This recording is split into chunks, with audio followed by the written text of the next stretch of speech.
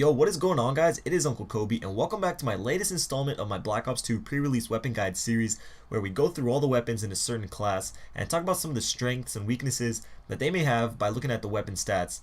However, like I always say, the stats only tell half the story when it comes to Call of Duty weapons. But first off, I just want to apologize for not making this video yesterday. I'm just crazy busy with school midterms right now. I've been pretty good at managing my school, my jobs, and my YouTube, but this week has just been crazy, and procrastination actually has a lot to do with that. But yeah, I most likely will not be able to upload a video till Friday. As much as I hate it, school does come first, and I'm sure you guys can understand that, but whatever, it is what it is. In this video, we're going to be taking a look at the snipers, and overall, they look much better in Black Ops 2.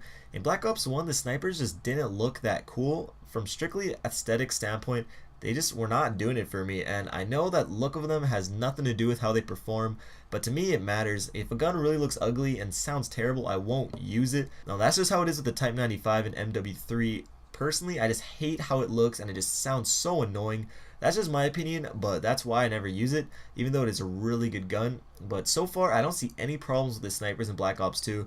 They actually all look pretty badass. So starting off with the Ballista, this is obviously going to be a very popular sniper rifle due to the ability to be equipped without a scope. Here's a clip of Nadeshot doing absolute work with it, and I'm pretty sure all the Optic and FaZe guys out there are going to do some pretty insane stuff with this weapon. So taking a look at its stats, this is probably the most balanced out of all the sniper rifles. It has a 16-point mobility, which is true for all the snipers, as well as the SMGs and shotguns, which I think is interesting because I'm guessing Treyarch wants to encourage snipers to actually move around the map more and not sit still.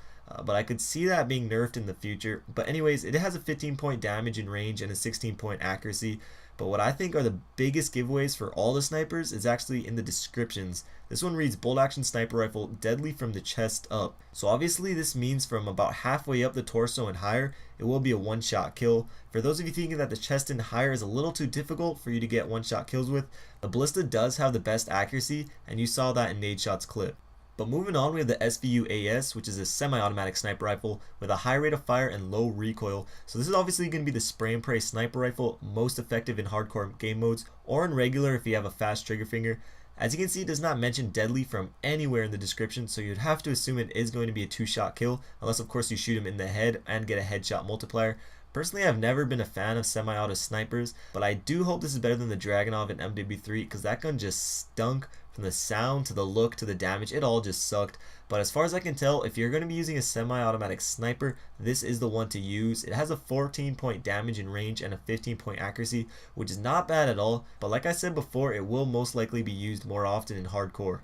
Next on the list is the DSR-50, which is another bolt action sniper rifle, but this time it is deadly from the waist up. So obviously this one-shot kill range is a little larger, and I'm curious if the bicep area or the arms in general will be one-shot kills or not. But this gun stats do look pretty sweet. It has 16s across mobility, damage, and range, but has a slight drop off with a 14-point accuracy. But even with that, I do think this will be the best sniper rifle, just because the fact you'll be getting more one-shot kills with it, and that's what you usually go for when you're using a sniper. For noobs like me, you might want to stick with the Ballista because of its accuracy, but if you know what you're doing and are going for those kill feeds, you'll probably want to go with the DSR. So last up is the XPR-50. This is another semi-automatic sniper with a 14-point range, 12-point accuracy, and a 15-point damage, which of course is the same as the Ballista. And if you look at the description, it reads deadly from the chest up, like the Ballista as well, which at first glance is alarming because it is a semi-automatic weapon with one-shot kill capabilities. But Treyarch obviously knows what they are doing because compared to the SVU, they lowered the range, accuracy, and fire rate and increased the recoil, which is important because you don't want to get sprayed down across the map from some little kid with a modded controller or anything like that. So it does look like this gun will be effective in normal game modes as well, as long as you pick your shots wisely. What I mean by that, at long range you're going to want to act as if it is a bolt action and really line up your shot before you take it, but maybe from medium ranges you can utilize its semi-automatic ability. However, I do hope the hipfire spread is pretty big and unpredictable, and that goes with all the sniper rifles, so when you do get those sick no-scope clips, they are even more amazing.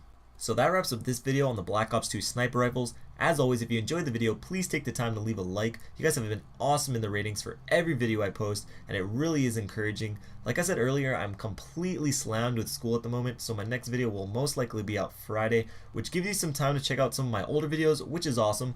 But thank you guys again for watching. Check out either of the videos on screen if you wish. This was Uncle Kobe. I hope you guys have a great day. Peace.